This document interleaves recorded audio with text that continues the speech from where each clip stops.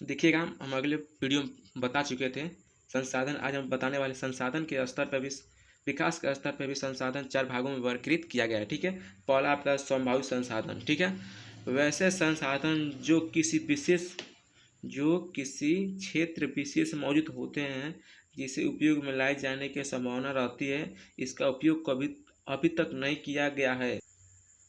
जैसे हिमालयी क्षेत्र का खनिज, जिनका उत्खनन अधिक गहराई में होने के कारण दुर्लभ एवं महंगा है। इसी प्रकार राजस्थान में एवं गुजरात के क्षेत्र में पवन और सौर ऊर्जा की समीप संभावना है, परंतु अभी तक इनका सही रूप से विकास नहीं किया गया है। ठीक है, अब दूसरा समझिएगा। दूसरा है आपका विकसित संसाधन। ठीक है, वैसे संसाधन जिनका संरक्षणोपरांत उपयोग हेतु मात्र एवं गुणवत्ता के आधार पर मात्र एवं गुणवत्ता का निर्धारण हो चुका है। पूर्व में भी यह बताया जा चुका है कि संसाधनों का विकास तकनीकी और उनकी संभाव्यता पर निर्भर है। ठीक है, अब हम समझाएंगे भंडारण संसाधन। ठीक है, वैसे संसाधन पर्यावरण उपलब्ध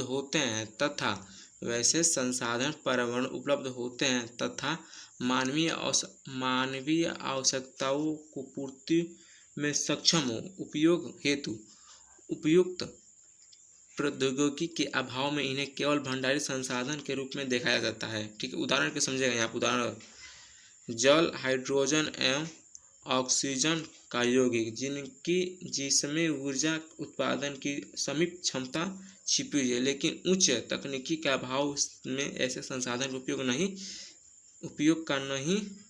कर पा रहे हैं। अब समझिए चौथा संसाधन। ठीक है, संचित को संसाधन। ठीक है, वास्तव में ऐसे संसाधन भंडारण संसाधन के अंश हैं, जिसे उपलब्ध तकनीकी के आधार पर प्रयोग में लाया जा सकता है। इनका तत्काल उपयोग प्रारंभ में नहीं हुआ है। ठीक है, यह भविष्य की पूंजी है। नदी जल भविष्य में जल विद्युत उत्पन्न करने के उपयुक्त हो सकती है। वर्तमान में इसका उपयोग अत्यंत सीमित है। ऐसे संसाधन वन या बांधों के जल के रूप में संचित हैं। अब देखिए संसाधन नियोजन कैसे करते हैं। ठीक है, हम संसाधन का नियोजन कैसे करना है। संसाधनों का विवेकपूर्ण उपयोग ही संसाधन नियोजन कहते हैं। कहने का मतलब है किसी भी संसाधन को विवेकपूर्ण उपयोग से संसाधन में नियोजन है।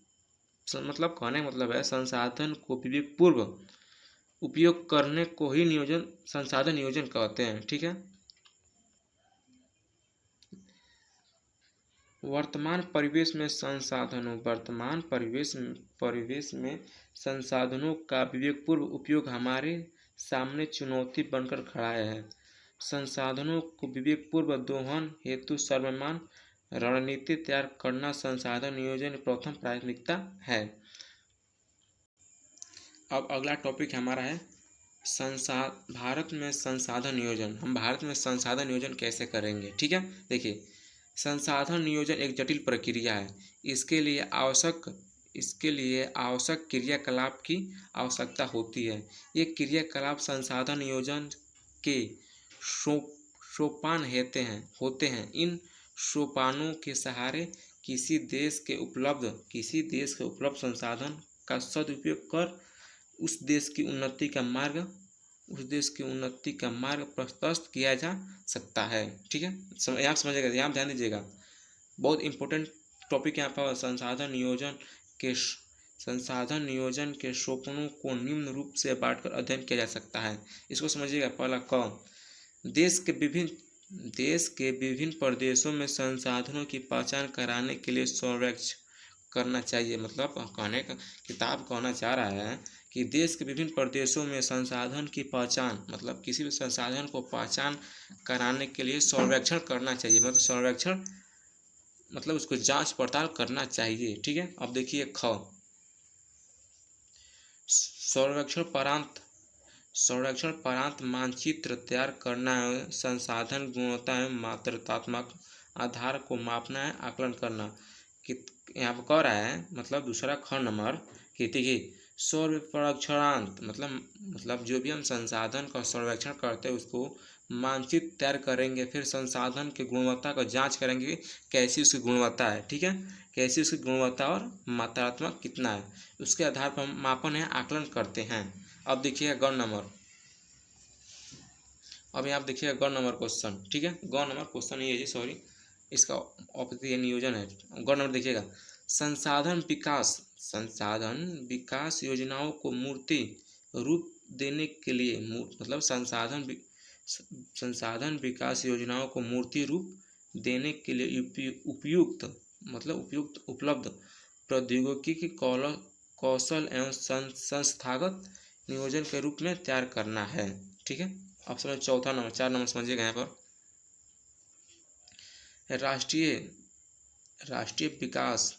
राष्ट्रीय विकास योजना एवं संसाधन विकास योजनाओं को मध्य में समन्वय।